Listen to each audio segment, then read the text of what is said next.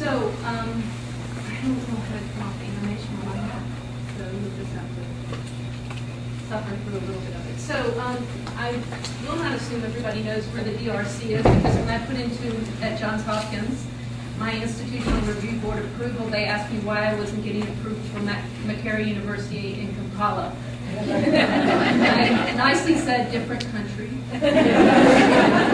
So we do have our challenges.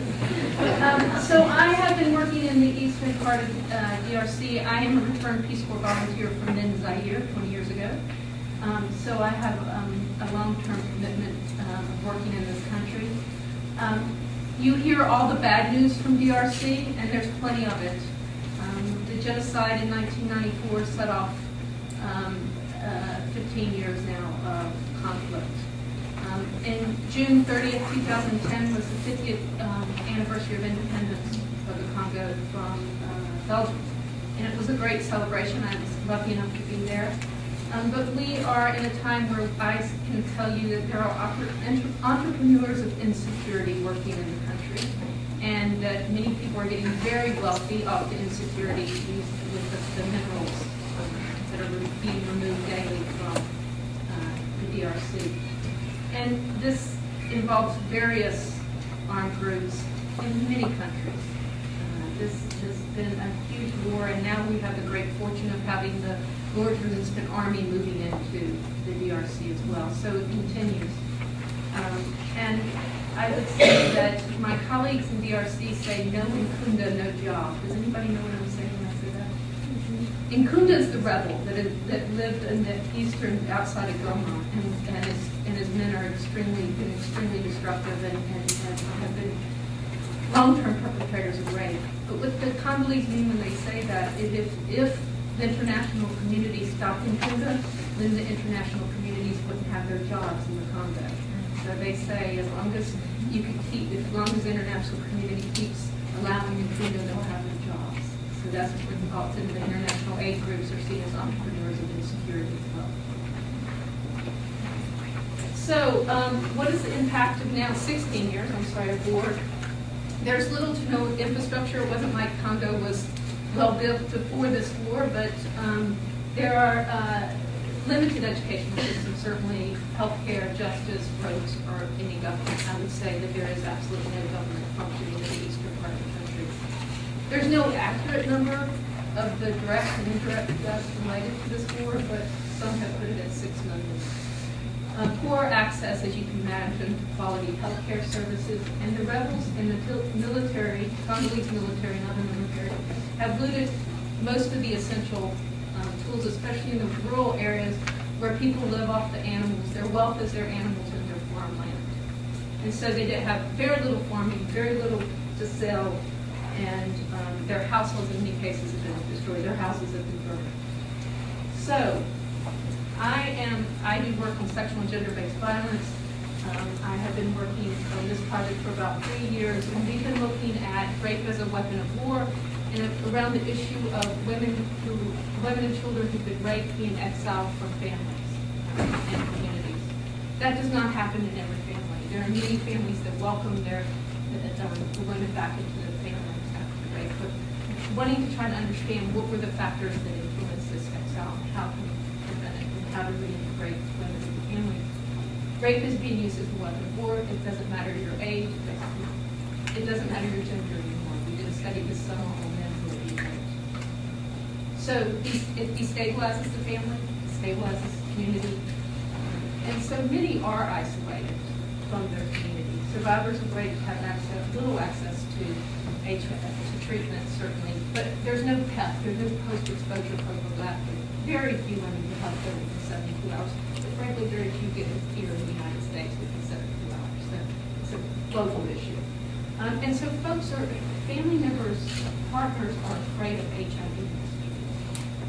And what happens when you go out into the HIV education community and there's no hope for treatment or care? It becomes fear of HIV. So children who are born from rape are often seen as cursed. They'll bring bad luck to the family. So when a woman's exiled, her children are exiled with her. And again, rape of men is something that we're seeing increase in. The feminization of men to humiliate the victims talk about. So, there's great work being done. I always feel like I have to say, don't just give up. There's good stuff happening.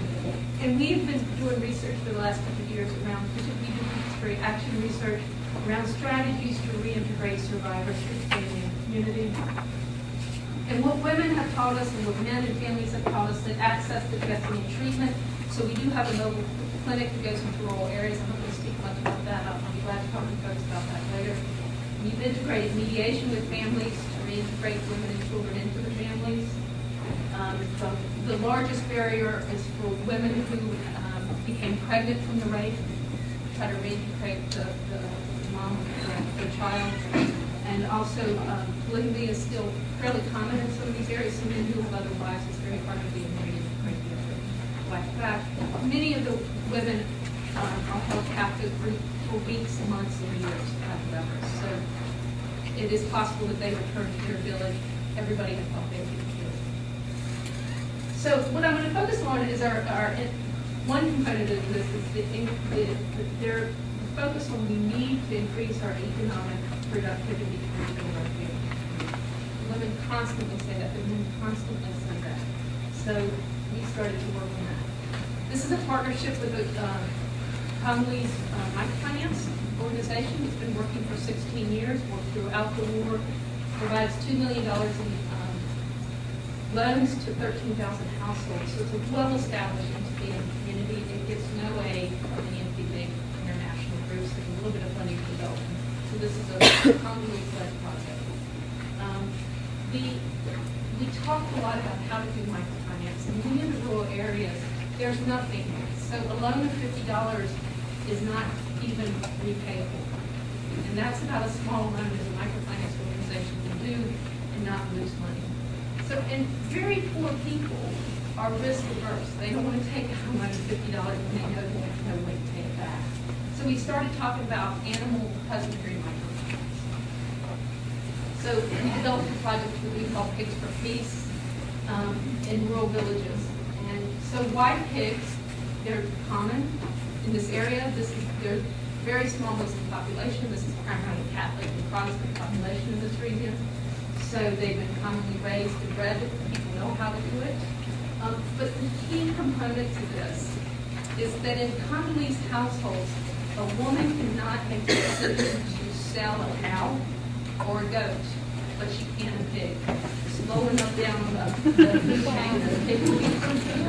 So we want a woman. We don't exclude men from this project. That makes no sense to read over anything to exclude men. And we certainly target survivors of rape, but I'm in villages where 90% of the women are survivors of rape. So it's not hard to target survivors of rape. We don't exclude other women though, because we don't want to marginalize women and say, well, if you're not a rape survivor, you don't get to participate. That's not a good way to build a community either.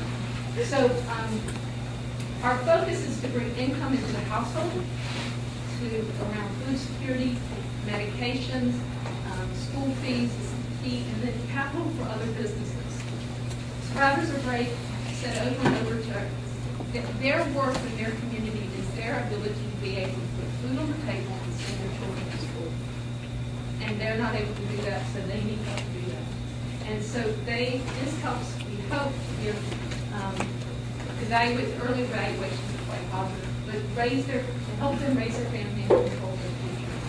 And they also talk about getting back to their normal life is going to help them reduce the trauma that they've experienced when they work and the loss of their family. So, Pigs for Peace is a village-led microfinance. The family is given a pig by the village association. The program provides the education and support for breeding for the first time. When the women family has the first piglet, the first piglets, usually 6 to 12, after 8 months, they give 2 back to the association. And we give those to the next pig in the village. So my pig, I have a pig. I'm a pig farmer, never moved. But I love it. On August 5th, I had 6 piglets. And I was there to meet them. And so 2 go back to the association. The 4 stay with me. And what am I going to do? I'm going to turn that pig into a cow. Because the next time I'll breed those pigs, they'll have 6 more. I can sell those for $25 to $40. A cow costs $300. For long, cows are the wealth of the community. That's how you make a dowry. That's how you really move a family into the next step of their building their capital. So that's our goal, is to demonstrate, model that. But I didn't have that idea. The women taught me that idea in our association. So they're teaching me how to be a pet farmer. So this mama, and this is the good news. This is what I love most. We started with 4 pigs, 200 $14,000, and I have 186 families with pigs. And I have 700 on the wait list. Funding from individual donors. Want to give a pig for Christmas, go to our website. All my nieces and nephews have one.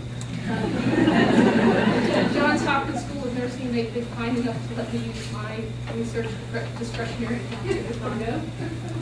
And the U.S. State Department just recently funded us in September to continue this. They funded, the cool thing about this is it's funded to the organization. It doesn't come from me.